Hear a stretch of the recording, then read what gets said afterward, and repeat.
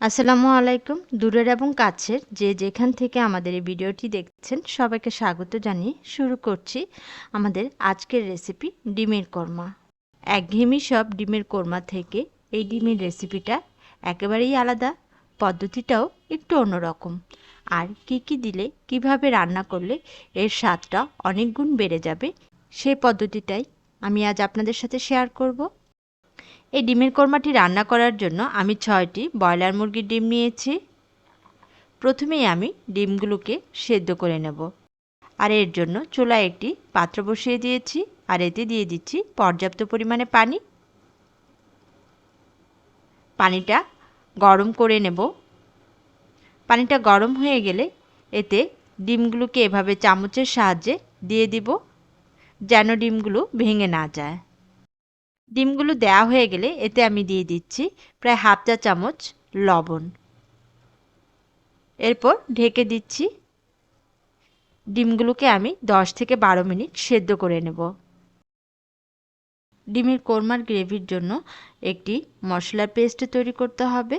আর এই পেস্টটি তৈরি করার জন্য আমি এখানে নিয়ে নিয়েছি প্রায় 7টি মাঝারো সাইজের দেশি পেঁয়াজ, 8 থেকে 9টি আস্ত কাঁচামরিচ এবং 7 থেকে 8টি মাঝারো সাইজের রসুনের কোয়া, সামান্য পরিমাণে কিশমিশ এবং প্রায় হাফ কাপ পরিমাণ কাজু বাদাম, আর সাথে নিয়েছি 2 ইঞ্চি পরিমাণ একটি আদার টুকরা।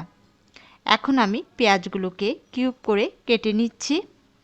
আপনি আপনার সুবিধা মতো সাইজে কেটে নিতে পারেন।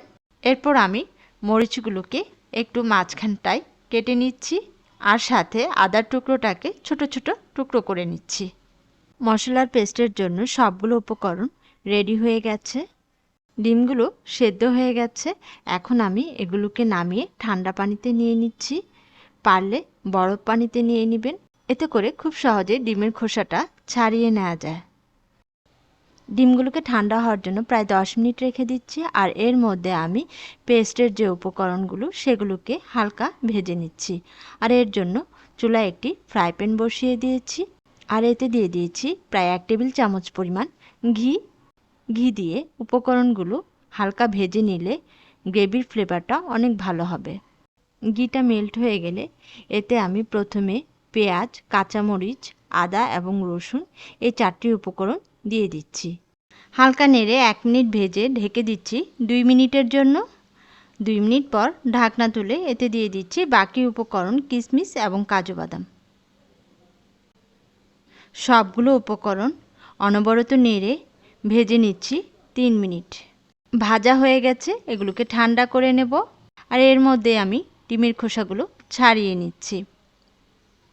ঠান্ডা পানিতে ভিজিয়ে রাখার কারণে ডিমের খোসাগুলো খুব সহজেই খুলে যাচ্ছে, কোনো রকম অসুবিধাই হচ্ছে না। এভাবে প্রতিটি ডিম আমি খোসা ছাড়িয়ে নিচ্ছি। ডিমগুলোর খোসা ছাড়ানো হয়ে গেলে এভাবে ক্রস করে আমি ডিমের উপরের অংশ এবং নিচের অংশটা কেটে নিচ্ছি। এতে করে মশলার গ্রেভিটা ডিমের মধ্যে ঢুকে যাবে, তখন ডিমটা খেতে অনেক ভালো লাগবে। ভাজা উপকরণগুলো ঠান্ডা হয়ে গেছে। এগুলোকে এখন আমি একটি ব্লেন্ডার জারে নিয়ে নিচ্ছি ব্লেন্ড করার জন্য। আমার ব্লেন্ড করা হয়ে গেছে এবং মশলার পেস্টটিও তৈরি করা হয়ে গেছে। এখন আমি চুলায় একটি পাতিল বসিয়ে দিয়েছি আর এতে দিয়ে দিচ্ছি প্রায় 2 চা চামচ ঘি। ঘিটা মেল্ট হয়ে গেলে এতে দিয়ে দিচ্ছি 2টি তেজপাতা, 2টি বড় সাইজের দারচিনির টুকরা, 5 থেকে 6টি গোটা এলাচ।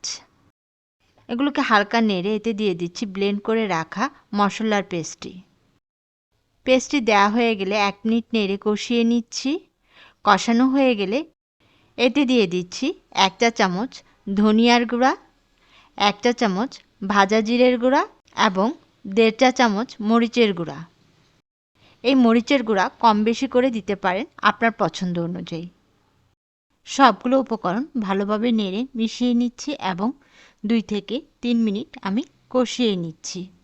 যেহেতু আমি মশলার পেস্টের সবগুলো উপকরণ ভেজে নিয়েছি এবং পেস্টটি করার সময় কোনো রকম পানি দেইনি, তাই মশলাটি কষাতে আমার তেমন বেশি সময় লাগেনি।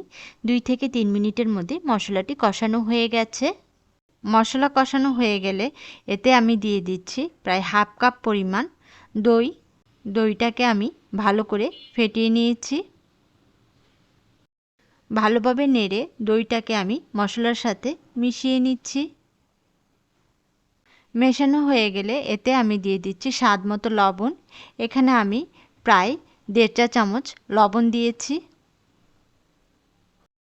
অনবরত নেড়ে আমি 2 মিনিট মশলাগুলোকে কষিয়ে নিচ্ছি। দেখুন কষানো হয়ে গেছে এবং উপরেও তেলটা উঠে এসেছে। এখন আমি যে ব্লেন্ডার জারে মশলার পেস্টটি করেছিলাম সে ব্লেন্ডার জারটি ধুয়ে 1.5 কাপ পরিমাণ পানি দিয়ে দিচ্ছি। পানি দিয়ে ভালোভাবে নেড়ে মিশিয়ে নিচ্ছি এবং মেশানো হয়ে গেলে ঢেকে দিচ্ছি 5 মিনিটের জন্য। 5 মিনিট পর ঢাকনা তুলে এতে দিয়ে দিচ্ছি সেদ্ধ করা ডিমগুলো। ডিমগুলো দিয়ে ভালোভাবে নেড়ে আবারও মিশিয়ে নিচ্ছি। মেশানো হয়ে গেলে ঢেকে দিচ্ছি আবারও 5 মিনিটের জন্য।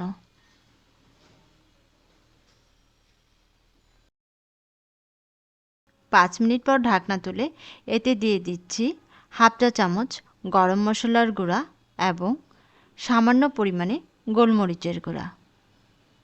এই গোলমরিচের গুঁড়া অপশনাল, আপনি চাইলে দিতে পারেন, না দিয়েও রান্না করতে পারেন। গরম মশলার গুঁড়া এবং গোলমরিচের গুঁড়া হালকা নেড়ে ডিমের সাথে এবং মশলার সাথে ভালোভাবে মিশিয়ে নিচ্ছি। মেশানো হয়ে গেলে এতে দিয়ে দিচ্ছি 5টি আস্ত কাঁচামরিচ। সাথে দিয়ে দিচ্ছি 2 চা চামচ কেওড়া জল। এই কেওড়া জলটাও অপশনাল, আপনি চাইলে দিতে পারেন, আবার না দিয়েও রান্না করতে পারেন। তবে কেওড়া জলটা একটু দিলে খুব সুন্দর একটি ফ্লেভার আসে, যেটা আমরা বড় বড় রেস্টুরেন্টে কিংবা বিয়েবাড়ির ডিমের কোরমা খেলে পেয়ে থাকি। কাজেই ডিমের কোরমার স্বাদটা বিয়েবাড়ির মতো কিংবা রেস্টুরেন্টের স্টাইলে পেতে চাইলে কেওড়া জল এবং গোলমরিচের গুঁড়া দেওয়ার চেষ্টা করবেন, সাথে ঘি অবশ্যই। ভালোভাবে মেশানো হয়ে গেলে ঢেকে দিয়েছি আবারও 5 মিনিটের জন্য। আর এই 5 মিনিটেই ডিমের কোরমাটা প্রায় রান্না হয়ে যাবে। 5 মিনিট পর দেখুন কেমন তেল উপরে ভেসে উঠেছে এবং সুন্দর একটি ফ্লেভারও আসছে। আমি আবারও হালকা নেড়ে ঢেকে দিচ্ছি 2 মিনিটের জন্য। আর এই 2 মিনিটের মধ্যেই পুরোপুরি রান্না হয়ে যাবে মজাদার ডিমের কোরমা। এই ডিমের কোরমাটা খেতে সত্যিই অসাধারণ হয়েছে। আপনারা না খেলে বুঝতে পারবেন না। এর গ্রেভিটা যেমন সুস্বাদু হয়েছে, ডিমটাও খেতে সেরকম হয়েছে। ডিমটা মুখে দিলেই যেন মিলিয়ে যাচ্ছে। আশা করি আপনাদের এই রেসিপিটা ভালো লেগেছে। আর আমাদের এই রেসিপিটা যদি আপনাদের ভালো লেগে থাকে অবশ্যই লাইক এবং শেয়ার করতে ভুলবেন না। আর আমাদের চ্যানেলটিকে সাবস্ক্রাইব করে আমাদের পাশেই থাকুন। সবাই ভালো থাকবেন, সুস্থ থাকবেন। আল্লাহ হাফিজ। আসসালামু আলাইকুম।